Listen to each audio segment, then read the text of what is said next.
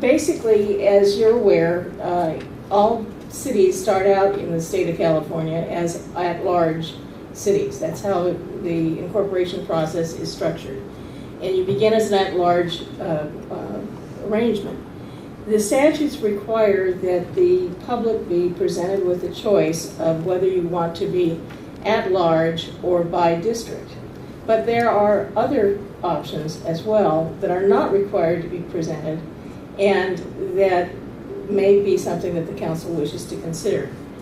In a regular existing city, to change from at-large to any other kind of system requires a vote of the people. In a newly incorporated city, for some reason it doesn't, because of Government Code Section 34884, provides that you can make that decision in the incorporation election, but it does not provide the means for being a by-district city. And the voters in Wildomar voted to have a by-district arrangement, but there were no districts presented to them to know what was going to happen. And of course they had no idea who the council members were going to be because you had a huge field, and so there was no way to evaluate what the effect of a by-district system would have. And so even though it was approved, now the task of determining those districts and the boundaries and all that falls to you. You have the authority without going to the people to make that decision. That can't be done by the council under the government code. But if you do that, you leave the public not really being involved in the decision.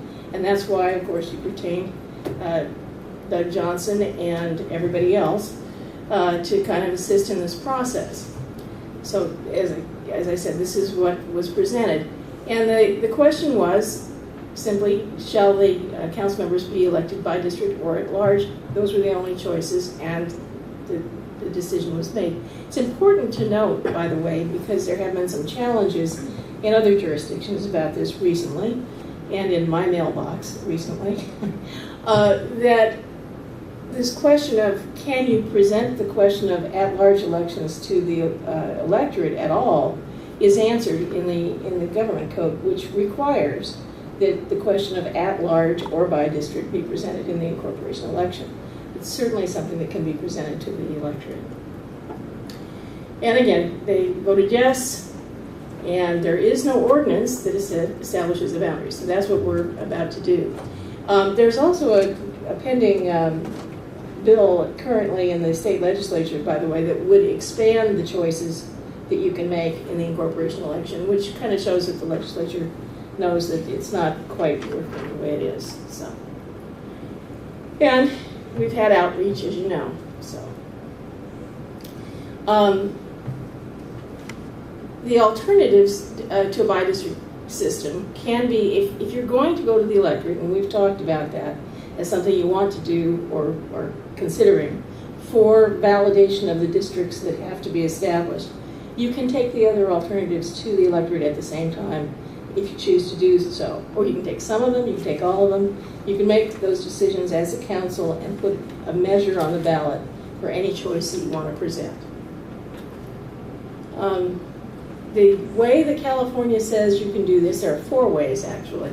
Actually, it's more like 6, but it's 4 general ways. You can do it at large. You can do it the election by district. You can do it from district. You can do it by district with a directly elected mayor, the mayor elected at large. You can do it from district with the mayor elected at large. You can have 5 council members. You can have 7 council members. You can have 9 council members. So there are a bunch of choices that can be made. This presentation just looks at large, by district, and from district, because there really hasn't been any discussion of a directly elected mayor. And ordinarily in a new city, it takes a while before the politics shake out to the point where you think that perhaps that's a good idea. So I have not addressed that. If you want me to, I certainly be glad to. Election at large means that every voter in the city votes for every member of the city council. And that's what you had in the first election, and that's what you would have had but for the decision that was made in the incorporation election. By district means that only the people in the district within the district boundaries, vote for the members of council. And from district means that you have geographic districts, you have to have representation from each of them, but everyone in the city votes for every council member. So if you have a person in the far western part of the city, everybody in the whole city votes for that person, or that in that contest. Direct election for mayor, as I said, can be done, and the mayor then is elected at large with the remaining council members elected by or from districts. Why district elections? This was a question that came up at the last time we discussed this, and I think Doug can help a little bit on that too if that's necessary. But the purpose is to create this geographic representation and to make sure that you do not exclude minority groups from representation on the council if you have high concentrations of those groups. And one of the things that tends to happen with smaller cities as they form, particularly in rural areas, is that you don't meet the criteria to have the need for that kind of careful parsing of the district representation. Standards, Doug has already talked about topography, geography, cohesiveness, contiguity. All of those things are required. And again, considering boundaries that preserve an opportunity for incumbents to run for re-election is a permissible aspect of this, because you have been elected, you have a constituency. That's an important consideration as you move forward. And the Voting Rights Act, Doug has talked about that before, simply noting that it's to protect. There was a recent Supreme Court, United States Supreme Court ruling on this, that actually the headlines indicated that basically the act was validated, but the court case said, yeah, we think it's valid, but we think that states and the courts are not excluding enough communities from the ambit of the Voting Rights Act, because there are various exemptions from the act that were basically not being observed. So the United States Supreme Court in this particular case said this jurisdiction should be exempt from compliance with the Voting Rights Act, and didn't get to whether or not the Voting Rights Act was good or bad or constitutional or anything else.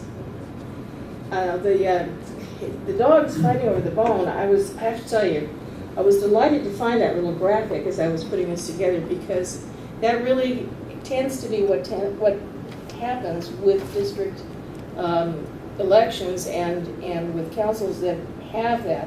You tend to look out for your own. And while that can be a very good thing in a large community, it can be very divisive in a small community. So those are, just some of the competing interests that occur. As I said, the council has the authority to adopt an ordinance, establish districts, and go forward and just let it be. That's one choice that you have. You can also refer the boundaries to the voters. You can ask them which other kinds of arrangements they might be interested in having. So, that's what I just said. And one of the questions that has come up, and I've heard from a variety of people, mostly spouses of members of the council, is how long is the current term of office?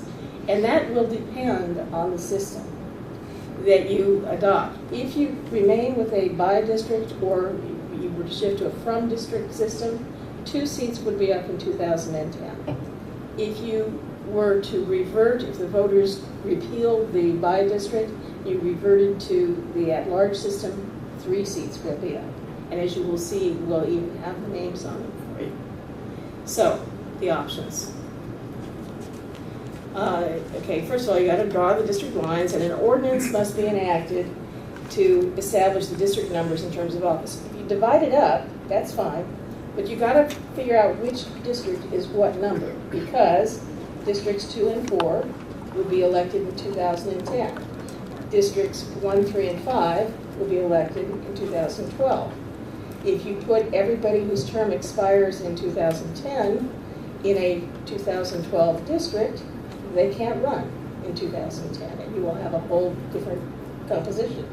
So again, and it's totally within your discretion as to how they're numbered and where the lines are drawn.